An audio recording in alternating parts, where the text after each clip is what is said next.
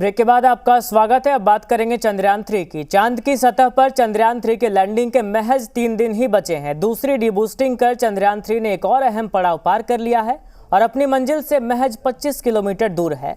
लेकिन इन सबके बीच रूस के मिशन मून को एक झटका लगा है। ये रिपोर्ट देखिए।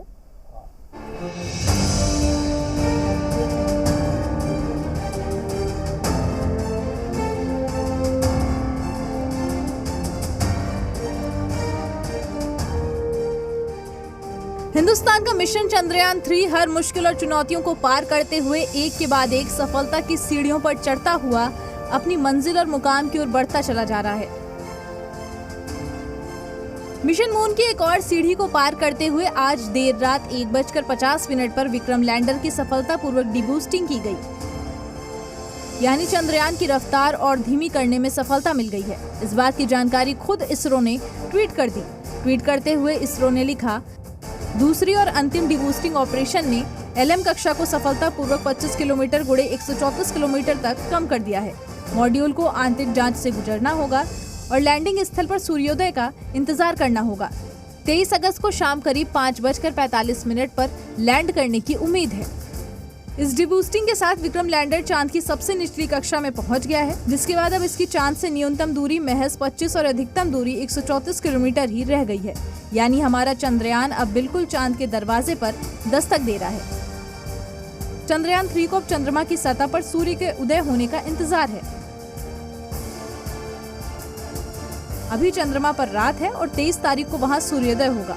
विक्रम लैंडर सूरज की रोशनी और ताकत का इस्तेमाल कर अपने मिशन को आगे बढ़ाएगा।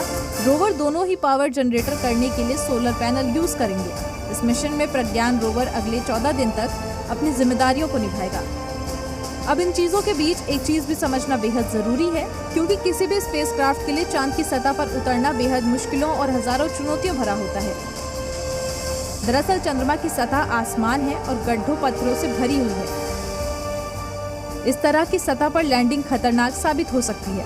चंद्रमा पर लैंडिंग के अंतिम कुछ किलोमीटर पहले ही हालात सबसे ज्यादा खतरनाक होते हैं। थ्रस्ट से गैस निकलती है।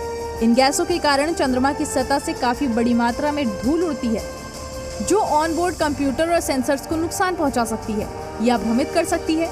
इसके अलावा चंद्रमा की सतह पर लैंडिंग के लिए बड़ी मात्रा में ईंधन की जरूरत पड़ती है, जिसके जरिए अपोजिट डायरेक्शन में बल लगाकर नीचे उतरने की स्पीड कम की जाती है।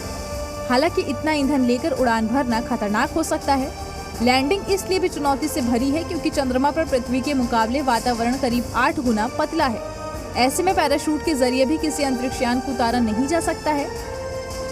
इन सब के बीच इस बार इसरो ने पुरानी गलतियों से सबक लेते हुए गलती से भी कोई गलती ना हो इसका पूरा इंतजाम किया है। यानी इस बार चांद की धरती पर कदम रखने में गलती की कोई गुंजाइश नहीं है।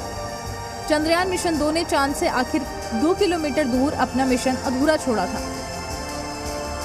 इस मिशन की क्रैश लैंडिंग हुई थी, लेकिन हमारे वैज्ञानिकों ने चंद्रयान 3 मिशन की सफलता के लिए लैंडर की तकनीक में बड़ा बदलाव किया। विक्रम लैंडर के लेग्स को बहुत मजबूत बनाया गया है। अगर विक्रम को किसी बड़े गड्ढे में भी लैंडिंग करनी पड़ी तो उसे कोई मुश्किल नहीं आएगी। इसे लेजर डॉपलर वेलोमीटर कहते हैं। इस लेजर की रोशनी लगातार चांद को छूती रहेगी। इसरो के कंट्रोल रूम में बैठे वैज्ञानिकों का इस पर पूरा नियंत्रण रहेगा। हिंदुस्तान का चंद्रयान 3 चांद पर तिरंगा फहराने और इतिहास रचने से महज चंद कदम ही दूर है। लेकिन इन सब के बीच रूस के मिशन मून में एक बाधा आ गई है। न्यूज एजेंसी रॉयटर्स के मुताबिक लूना 25 एयरक्राफ्ट में तकनीकी खराबी आई है। दरअसल ऑर्बिट बदलने के दौरान इसमें इमरजेंसी की स्थिति बनी।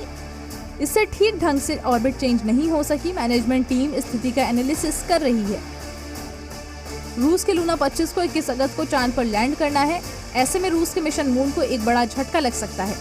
हालांकि रूसी एजेंसी ने तकनीकी खराबी के बारे में ज्यादा जानकारी शेयर नहीं की है। अब देखना ये होगा कि रूस का मिशन सक्सेसफुल होता है या नहीं। लेकिन हमारा चंद्रयान 3 एक के बाद एक सफलता की सीढ़ियां चढ़ता जा रहा है। ऐसे में विक्रम का विजय होना तय है। ब्यूरो रिपोर्ट, जी न्यूज़।